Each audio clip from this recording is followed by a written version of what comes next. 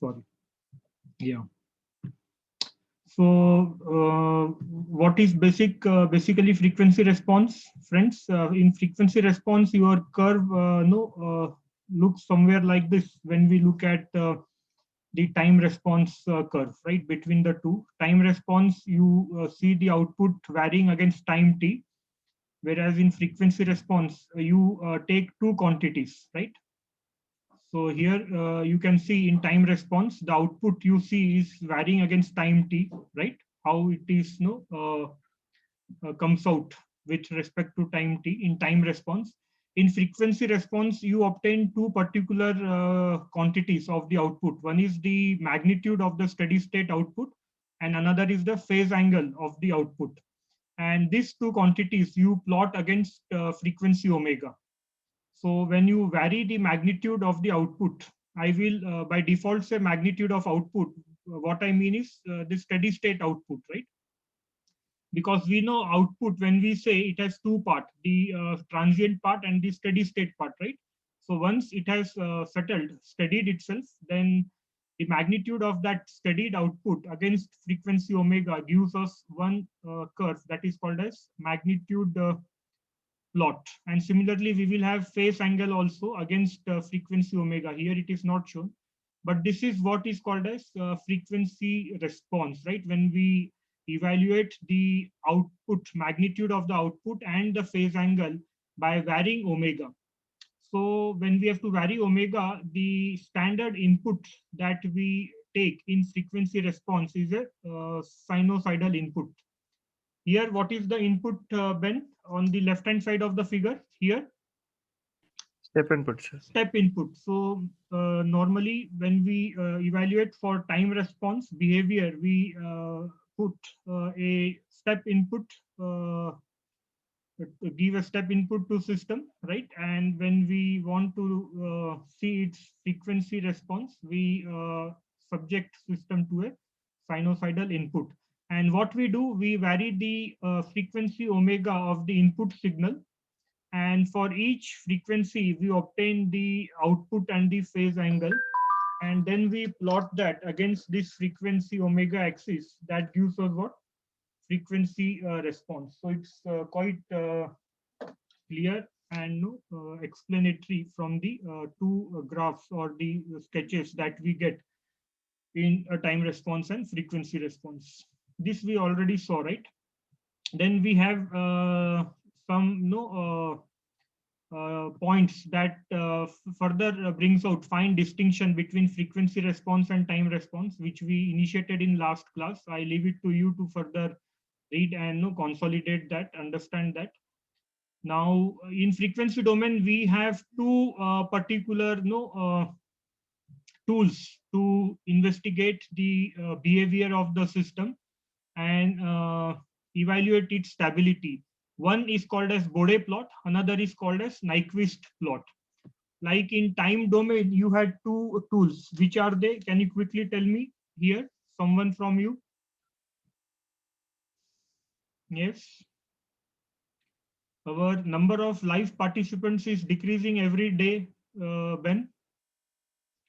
Your teacher is going so bad in his teaching, right? No, sir, not because of that. So what are the two tools that we have for available for us in time domain? Routes array, root locus. Very good. One is Routh's array, Routh's stability criteria, and another is root locus. Very good answer. So remember, these are all your quiz, questions. These are the tools that are used to investigate stability in time domain. And in frequency domain, we have Bode plots and Nyquist criteria or Nyquist plot, right? Very fine tools available.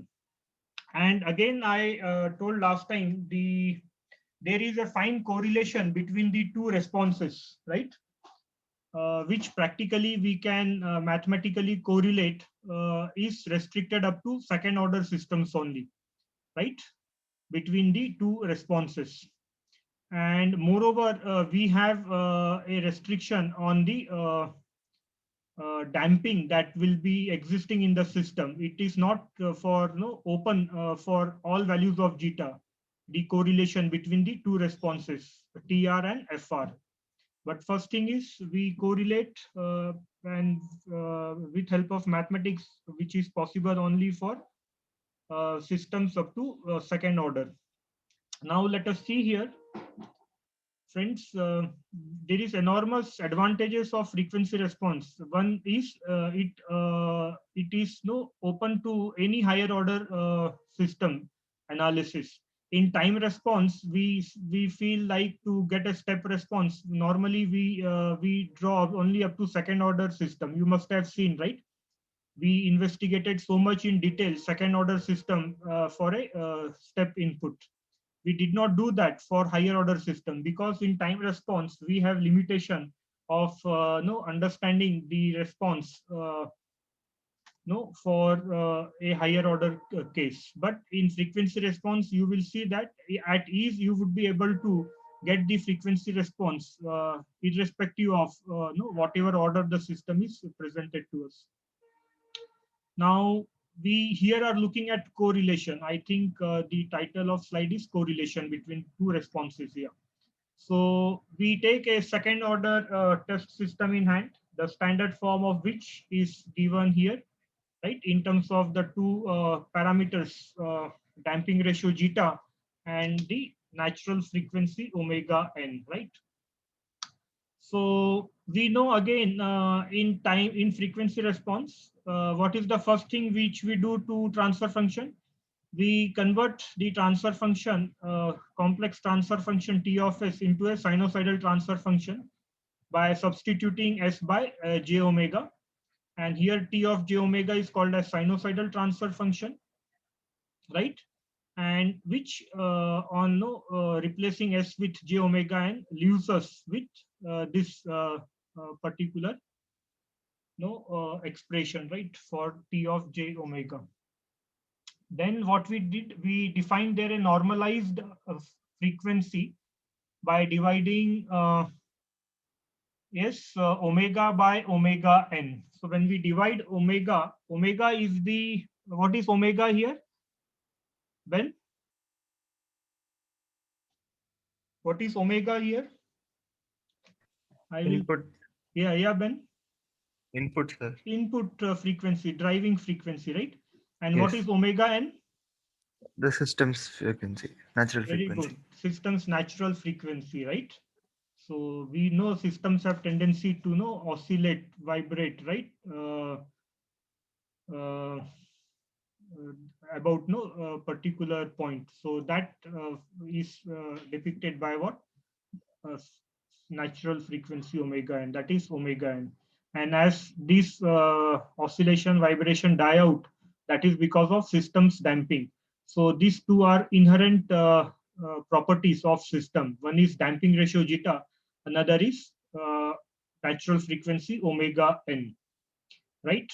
And these have nothing to do with what? The external condition. They are inherent to the system, right? Once we make a system will possess these two values, right? For certain values it will be.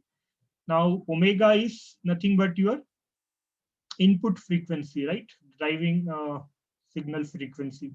So what we are doing here, friends, I think it's quite clear everywhere. Yeah, one mistake is here.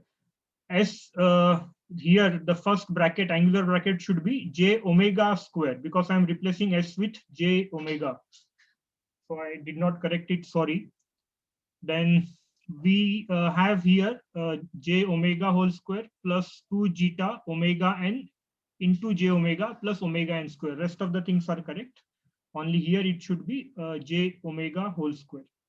Then we are defining a normalized frequency where we divide the input frequency by the natural frequency omega n, and then we express your sinusoidal transfer function in terms of this normalized frequency u.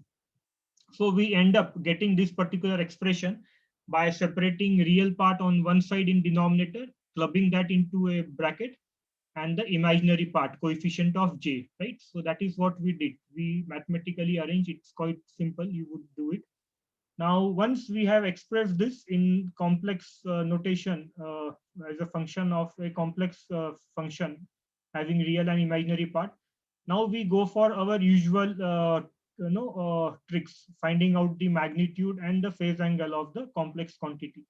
So the magnitude will come out to be 1 by under root of a square plus b square. So we have done all this. That's why I'm not writing here. Then we have m given by this, and similarly phase angle will be given by uh, minus tan inverse of imaginary part by real part, minus because the complex function is in denominator, right? So it will contribute angle in a with a negative sign, right? We know 1 upon a plus jb is minus tan inverse of b by a, right? So that's what we have written here. All thing clear. And once we know magnitude and phase angle, we can always write down your output, right? For different frequencies by replacing the coefficient of sine by magnitude of the output, which we have just found out m here, and adding a phase term. So when you subject system to a sinusoidal input, the output in what way output is similar to input here? Yes, is Shri joining us today? Shri has also left. Then Pratik is here. Shantanu is here. Yes.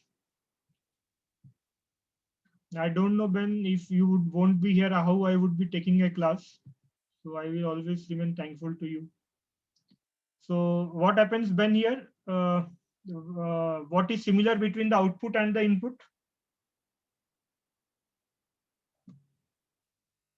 Yes. Ben also has quit. No, sir, I'm here. Yeah. Okay. So what remains similar to output and input here, Ben? Uh, Sinusoidal yeah, behavior, both are sinusoidal. right? That's Yes, a sir. characteristic of a linear system. Which system are we investigating or dealing with? A Second LTI order. system, LTI system, linear time invariant system, right?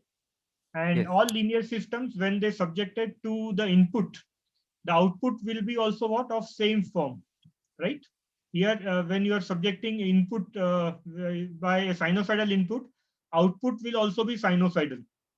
Moreover, the frequency of output will also be same as frequency of input. So input is also what? Something into sine of omega t. So frequency omega you see remains same for output, right? Frequency doesn't change between input and output in a LTI system. But what gets modified? Output, how it gets changed? The magnitude of output has changed here, right? Earlier magnitude was A, now it is B, where B is given by this coefficient of sine term.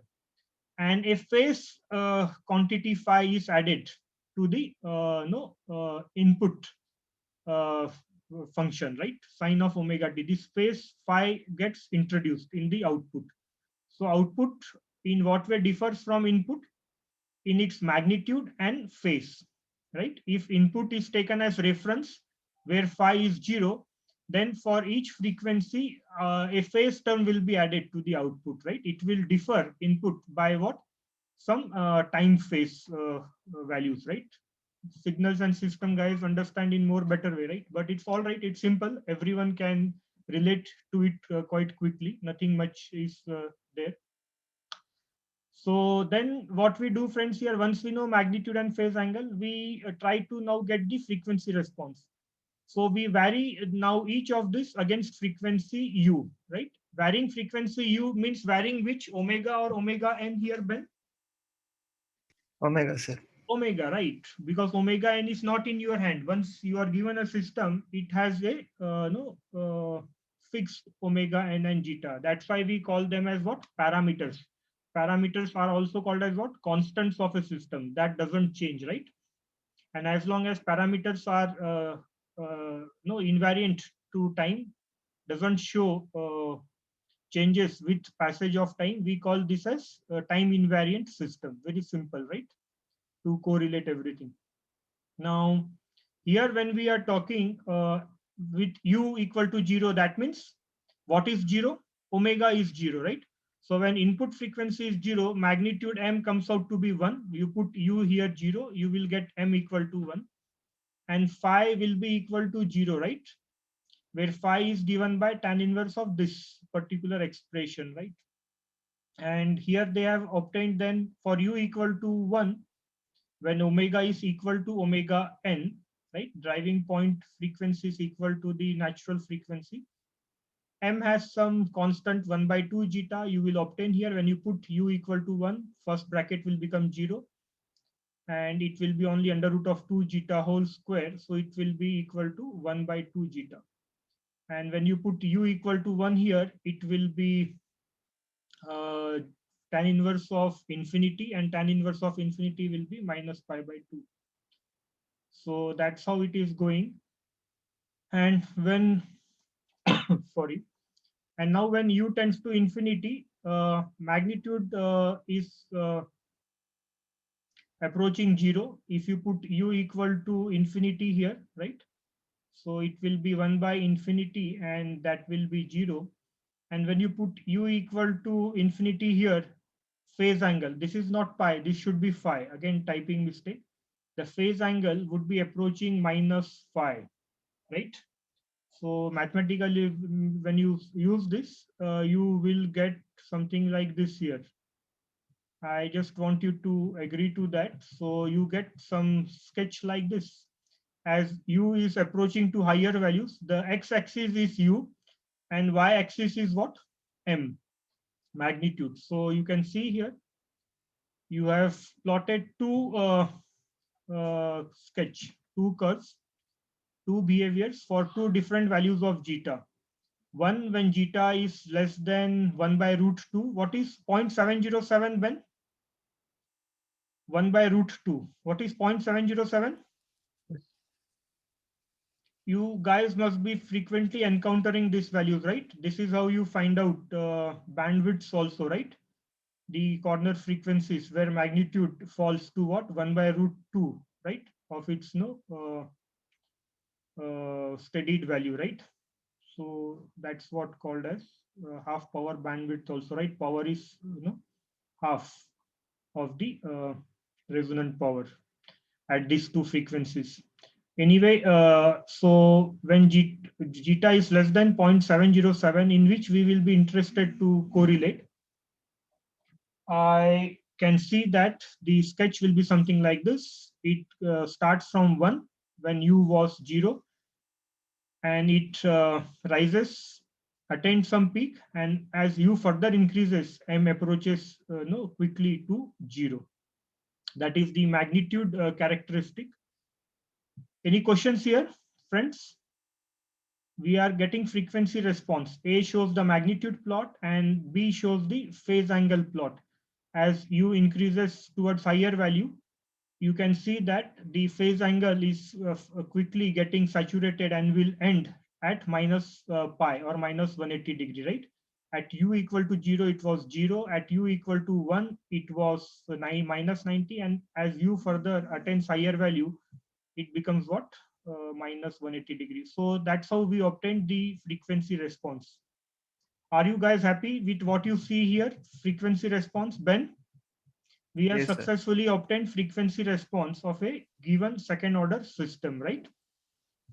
And the reason why we are showing these two particular sketches will become clear shortly, because as I said, we mathematically are able to correlate the two responses for a condition of zeta less than equal to 1 by root 2 or 0.707, right? Now, this is what is called as frequency response. Friends, you should register in your mind what we did is have obtained the frequency response. This is how your response will look, right? In frequency domain, when you allow frequency omega to vary from 0 to any high value leading to infinity. You will be getting two curves in frequency domain, magnitude and phase angle. When we segregate the complex function into magnitude and phase, which is normally done in case of Bode plots, whereas Nyquist plots a combined complex function itself without segregating magnitude and phase angle parts. So that's also quite interesting. This what we are doing here will more be similar to what we will see of frequency response obtained in Bode plots. Now, when we have done this, we can see that there is a peculiar observation in case of magnitude plot. The magnitude touches peak at some particular frequency, which is called as resonant frequency UR. So to find out omega r, right, at which you get the peak of the magnitude, mathematically what we do, we already know m is function of u.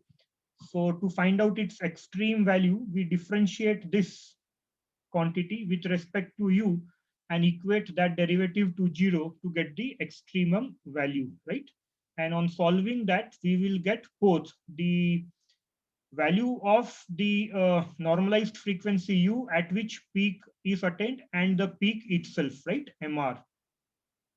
So this is MR measured from 0 because we know the studied value finally as omega approaches infinity, the magnitude is approaching 0. So this measure vertical distance is MR and the frequency at which it attains is UR, resonant peak MR and resonant frequency UR. So for that, we obtain this relation to get MR in terms of system quantity. What are system parameters? System parameters are omega n and zeta. So by doing this mathematics, differentiating m with respect to what? U and equating that to 0 at u equal to ur, I get this particular relation. This I have done by solving derivative of m with respect to u, where I have no m expressed in u given here, right? So when I differentiate m with respect to u, right, at u equal to ur, so I will get something like this. Right now, when I further simplify it, I lead that the resonant frequency and the resonant peak, that is MR and UR, can be expressed in terms of system parameters zeta with this particular relation, right? So you have both omega n and zeta helping you to know what will be the resonant peak, because once we have a system, that means we know both omega n and zeta. So I can always tell in frequency response at what point of driving frequency I will be getting the resonant peak, what will be the resonant frequency. So in this way, we relate resonant frequency omega r to omega n and zeta, right? And further substitution of value of ur in the equation of m, we will get mr corresponding magnitude resonant peak. So this is how we get for u equal to ur, we get mr and phi r. Any questions here, Ben? Simple, No, simple mathematics we are solving, right? Yes. So when we substitute ur we will get by solving this equation, right? It will be in terms of zeta, and once we substitute that in m and phi value, we will be getting mr and phi r. Quite easy, right? Now here you see there is a restriction on zeta because this resonant frequency, right, remains real as long as zeta is less than 1 by root 2. The moment zeta is more than 1 by root 2, what will happen to ur? Can someone of you guess? I will be too glad to hear it. Yes, friends? It will become And complex. very good. UR becomes complex the moment zeta is greater than 1 by root 2. Very good answer. So we can't have anything like complex, right? For real measurement, right? To show, because you must have seen we always show what? Real frequency, right? That means, sorry, positive frequency, real value from 0 to infinity, right? We don't really go towards that. So we won't be able to further do anything when it turns complex. So all the correlation comes to a halt for restriction on zeta to be less than equal to what? 1 by root 2, right? So the correlation stops there for zeta greater than 1 by root 2. And we can correlate MR, we can correlate TR and FR each other only for zeta less than 1 by root 2, right? So when it is more than 1 by root 2, the correlation fails, right? So FR we saw already, that is MR and omega R, that gives us what? Measure of frequency response. Similarly, measure of time response, we know our peak overshoot and what? That is percentage overshoot and settling time, right? So that also we will quickly see here. 1 minute. First, I wanted to write down about that. You guys already know the relation, right, Ben? For peak overshoot, right? Which is also called as percentage overshoot for a second order system in terms of zeta, right? Yes or no? Yes. So here MR also you have related in terms of zeta. So you will see that this is how the two quantities, right? MP relates to what? The measure of time response. MR relates here to what? The measure of frequency response, right? One such parameter. The two are having a fine correlation, right? And as increase in zeta, x-axis is zeta here. As zeta increases, right, both falls, right? We know. Do you remember what is peak overshoot in terms of zeta? Percentage overshoot? E to the power of minus pi epsilon by Yeah, something. correct. So you have that in terms of zeta already expressed, right? So as zeta increases, that percentage overshoot, MP stands for percentage overshoot only, peak overshoot in some books it is called as. So we know that it will decrease, right? And it for higher values of zeta, that means approaching unity, it quickly becomes what? 0. So same thing we see here, but MR we don't know what happens beyond what? 1 by root 2, because we are able to establish MR only when zeta is what? Less than or equal to 1 by root 2, that is 0.707. So that is correlation between FR and TR, giving the two quantities MR and MP, right, for the two respective responses. Then also we measure the speed of the system. It's the speed of response given by bandwidth. So for measuring bandwidth, we know we find out the range of frequency at which M is equal to 1 by root 2. Here again, there is one typo mistake. It should be equal to 1 by root 2. So when magnitude M is equal to 1 by root 2, the range of frequency we say gives us what? The bandwidth of the system, right? That tells us about the response speed, right? So when we solve this equation here, it should be equal to 1 by root 2. U will be equal to UB, and for some approximation, we can always write UB equal to this particular polynomial, minus 1.19 zeta plus 1.85. So what I am doing here, friends, I am expressing the measures of frequency response in terms of the system parameters. Zeta is a system parameter, second order system. So first I have expressed MR and omega R in terms of zeta. Now I am further expressing bandwidth, right, in terms of what? Zeta. So this is how I am, bringing out the correlation between the two responses, because already we know time response in terms of what? Zeta and omega n. Here I have brought out frequency response measures also in terms of what? Zeta and omega n. Right, friends? So once we got that, I think that is clear. So our correlation comes to a halt when zeta no, exceeds 1 by root 2 of its value. It's a small concept that you guys need to know about time response and frequency response with their correlation. and which we saw is no restricted up to second order system for us to establish mathematically.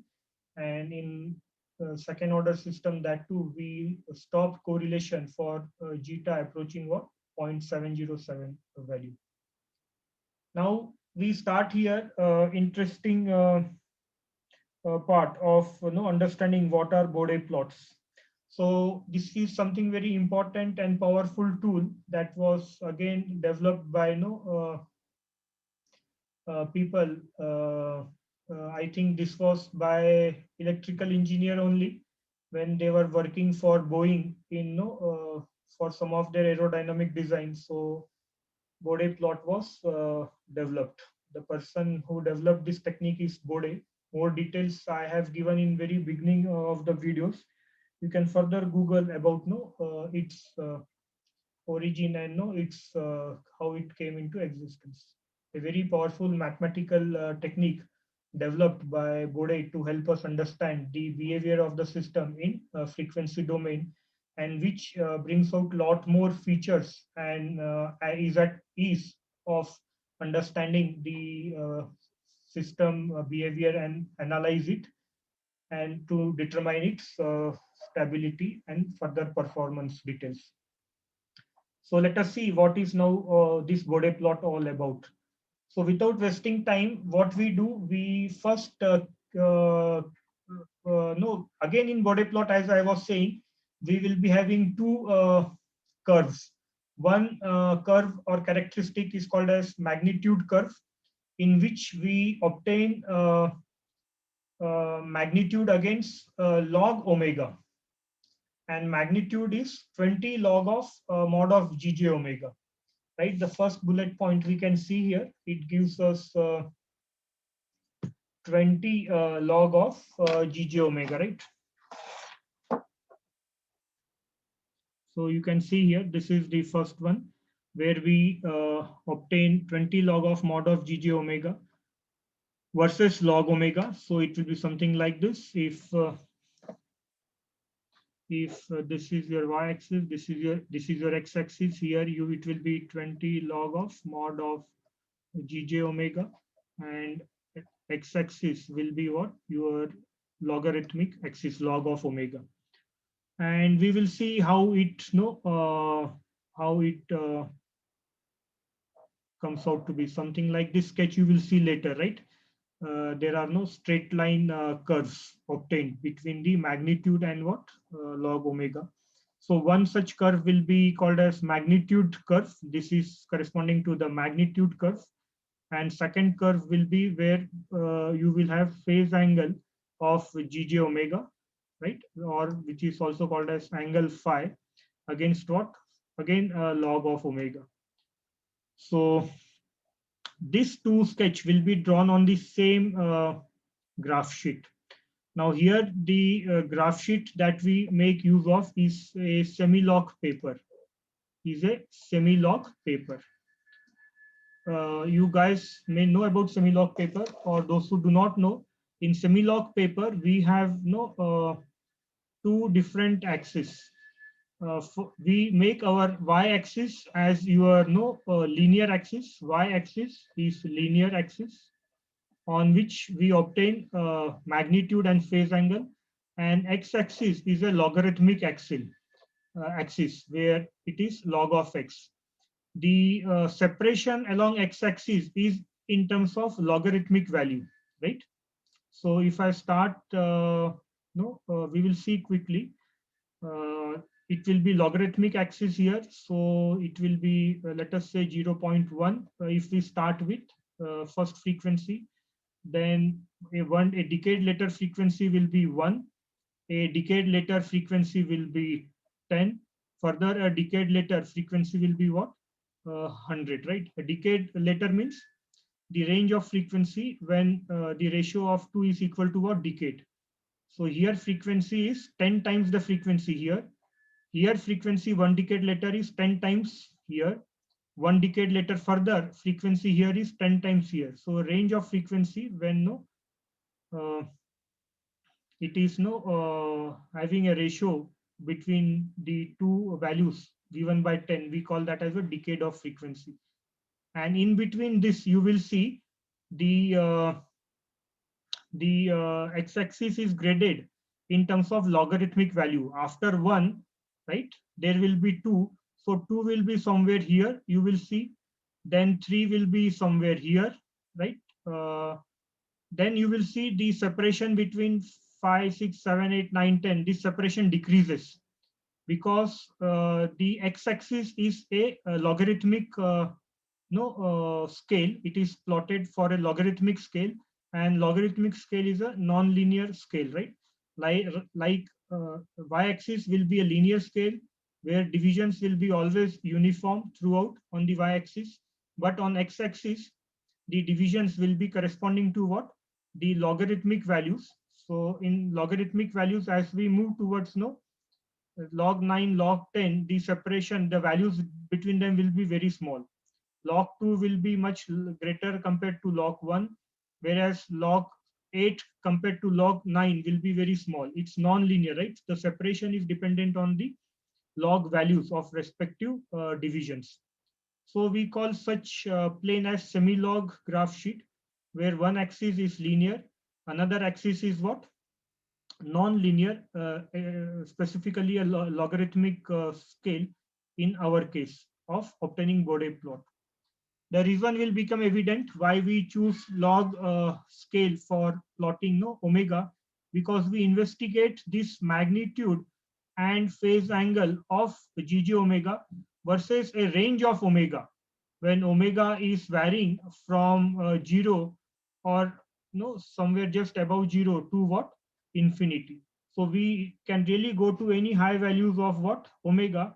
And when there are high values of omega involved, it is always better to keep what? Logarithmic scale also, that can allow us to what? Plot all the values at the same place, right? More on that will be clear to you. We will come to that quickly. Now, coming back to Bode plot, we know we have two curves to be obtained.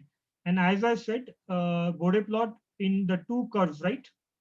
One is the magnitude curve, another is the phase angle curve. Both the plot will be obtained on same semi-log graph sheet. You can't choose two different semi-log sheets for obtaining magnitude plot in one and phase angle plot in second, right? Both the plots have to be obtained on the same semi-log graph paper. The reason will become evident.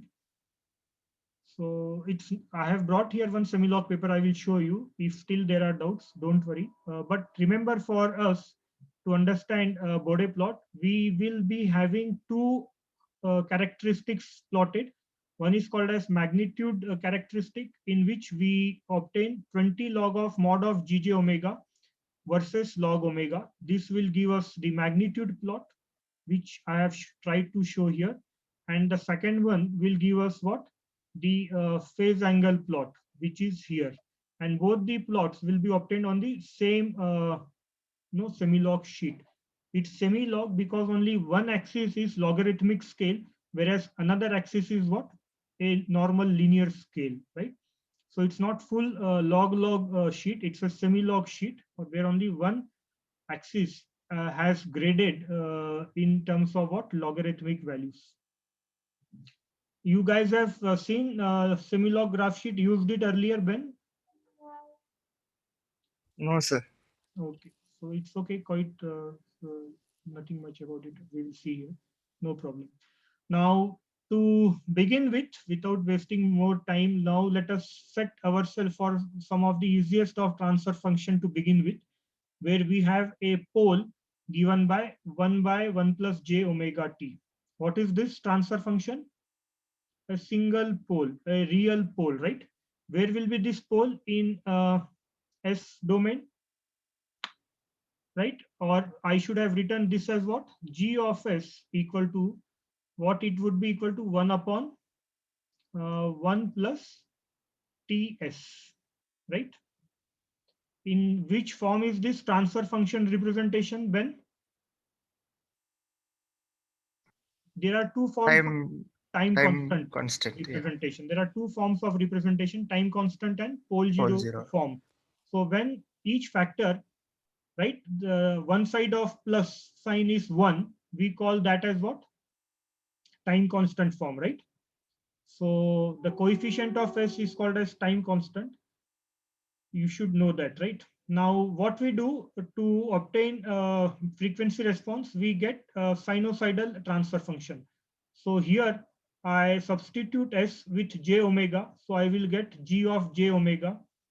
And when I put S equal to j omega, it will be j omega t, right? Very simple. Where this is called as what, friends? This is called as a sinusoidal transfer function. This is called as sinusoidal transfer function. First thing to remember, you have to obtain sinusoidal transfer function. And even more to that, you have to remember, in case of Bode plot, you should always reduce transfer function into what? Time constant form. Even if it is not given in time constant form, you first reduce that in time constant form and then obtain in next step sinusoidal transfer function by replacing S with j omega. And then you would end up getting something like this when it's a case of simple real pole. Any questions till now here, Ben? No, sir. Okay, now what we do, we obtain from this complex quantity its magnitude and phase angle. So magnitude is given here, right? And phase angle is given here, right? This is your rectangular form representation. This is the polar form representation, magnitude and what? Phase angle, right? If we look from complex quantity point of view, it becomes as simple as that, right? So both magnitude and phase angle. Now first let us concentrate for what? Magnitude. Now in Bode plot, as I said, what do you plot? Magnitude curve. You plot using 20 log of mod of GG omega. So try to obtain for magnitude plot, what is 20 log of mod of GG omega? It will be given by what here? When I take 20 log of mod of GG omega, mod of GG omega is this, right? Yes or no? If I take log of that, what will be log of that? Yes, log of that will be what? 1 plus omega square t square to the power minus 1 by 2. Right, Ben? Only log of this magnitude will be this much, right? Yes. Or this will be equal to minus 1 by 2 log of 1 plus omega square t square, right? And if I now take 20 log of mod, if I take 20, then I will be multiplying here what? 20 into this, and that will be equal to what? This is 20 into this minus 1 by 2. So it will be equal to minus 10 log of bracket, right? That is what we end up getting here, minus 10 log of this much, right? So your magnitude plot is now reduced in terms of what? Minus 10 log of this. Now again, I can further simplify it using log of yes, yeah. Now for simplifying it further, what I do, I divide this magnitude plot into two regions. One as low frequency region, another as high frequency region. So what I do, I will get little space available. 1 minute.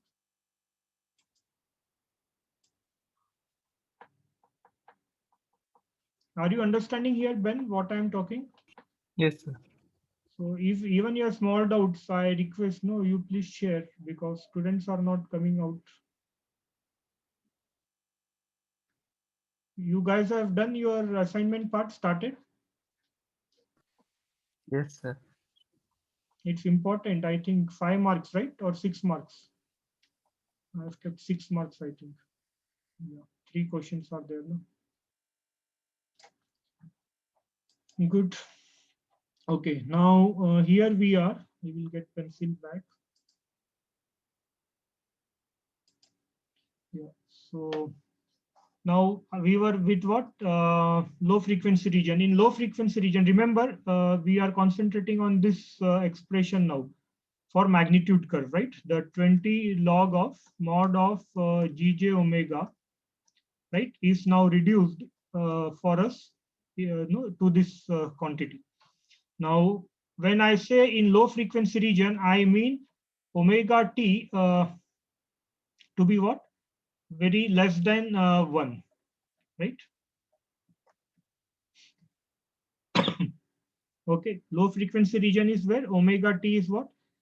Quite no small value compared to 1, or where omega is very, very small than what? 1 by t, right?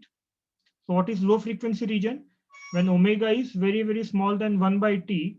So in that case, naturally, what will be magnitude curve becoming? This curve in low frequency region, what it will be becoming? Minus 10 log of 1. What it will be becoming, friends? Minus 10 log of 1, because omega square t square is insignificant compared to 1 in low frequency region. I'm defining low frequency region where no this particular relation is no enforced. So this will be equal to what? 0. We know log of 1 is what? 0. So in low frequency region, what will be this 20 log of mod of gj omega? In low frequency region, it will be what? A straight line passing through 0 dBs. What is this y-axis? Y-axis is measured in decibels, dBs, because you are taking 20 log of mod, and 20 log is measured in what? Decibels, dBs. So in low frequency region, the characteristic will be simply what? 0 dBs, a line passing through what? 0 dBs. Is it clear, Ben? Yes, sir. Now, when we come to high frequency region, when omega is very, very greater than 1 by t, right? Or omega t is very, very greater than 1, or omega is very, very greater than 1 by t. In that case, what will be the magnitude relation becoming to? What will this become? It will become minus 10 log of in bracket omega square t square, right? Now one will become insignificant compared to this quantity, right? And this will be equal to what? Minus 20, minus 20 log of omega t, and which can be further written as what? Minus 20 log of omega minus 20 log of what? T. Log of AB is log A plus log B, right? So making use of the logarithmic property, we can further express this as minus log omega minus log T. So now tell me what is on the left hand side of this equation. On left hand side of this equation is 20 log of mod of gj omega, right? What is on left hand side? 20 log of mod of gj omega, and 20 log of mod of gj omega is equal to what? Minus 20 log of omega minus 20 log t. Now what is y-axis? Y-axis is 20 log of mod of gj omega, and in yes, here, okay, friends, so I can explain it like this also. And here in semi-log paper, x-axis is what? Log omega. So what is this equation looking like? Ben? Y is equal to mx plus c. Very good. Y equal to mx plus c or h, right? So here, what is this minus 20 coefficient of log omega? Slope. Slope. So in high frequency region, the if I want to plot now this 20 log of mod of gg omega versus no log omega in high frequency region, what it will look like? It will look like a straight line passing through what? A straight line of slope what? Minus 20. Yeah, a straight line of slope what? Minus 20 dBs per decade. Now, what is this slope measured in? Unit change in y-axis to unit change in x-axis, right? Unit change in y-axis will be dBs, since all quantities on y-axis are measured in dBs, and unit change in x-axis will be what? When will be unit change in x-axis? When you have log of delta omega equal to what? 1. And when will be log delta omega equal to 1? When delta omega is equal to what? Yes, what should I write? 10, right? Or for me, it is equal to what? Log of omega 2 by omega 1. right?